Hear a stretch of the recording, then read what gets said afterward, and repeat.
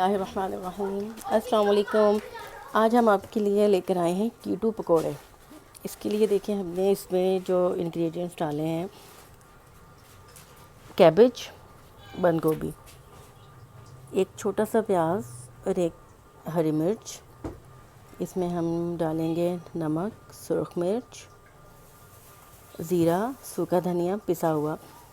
अगर आपको साबित पसंद है तो आप साबित डाल सकते हैं। मुझे साबित अच्छा नहीं लगता तो मैं इसको हमेशा ग्राइंड करके डालती हूँ। और इसमें डालिए थोड़ी सी अजवाइन, सब मैं इसमें डाल देती हूँ।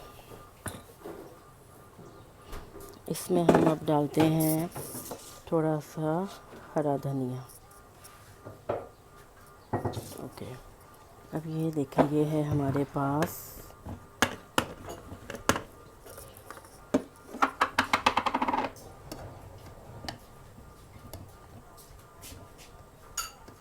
आलमंड फ्लोर, बादाम का आटा हमने इसमें डाला।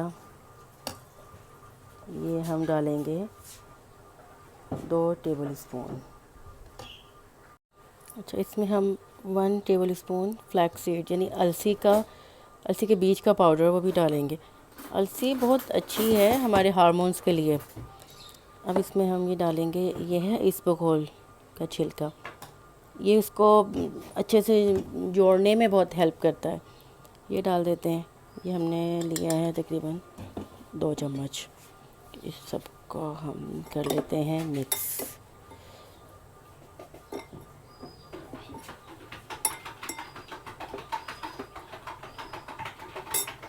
अब हम इसको नीम गर्म पानी से अच्छे से इसको मिक्स कर लेंगे। थोड़ा सा पानी डालेंगे और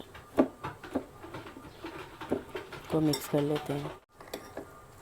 इस मिक्सचर को हम तकरीबन 10 मिनट के लिए रख देते हैं ताकि ये सब अच्छी तरह से मिक्स हो जाए और वो जो इसबगोल है वो भी फूल के इसको अच्छे से जोड़ दे।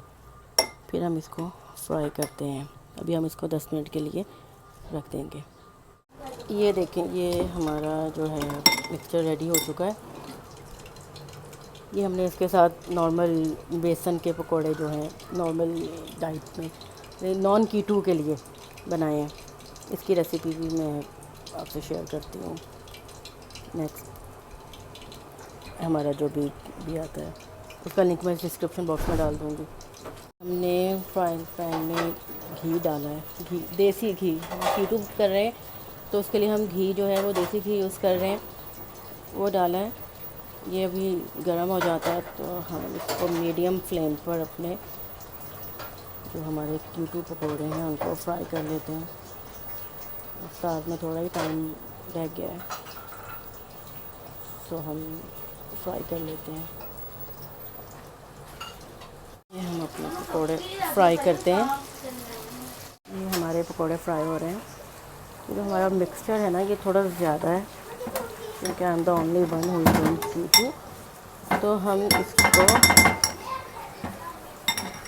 इसके ऊपर हम इसको कवर करके इसको फ्रिज में रख देंगे and will use it tomorrow इंशाल्लाह। ऑलराइट जी, ये हमारे कीटू पकोड़े तैयार हो चुके हैं।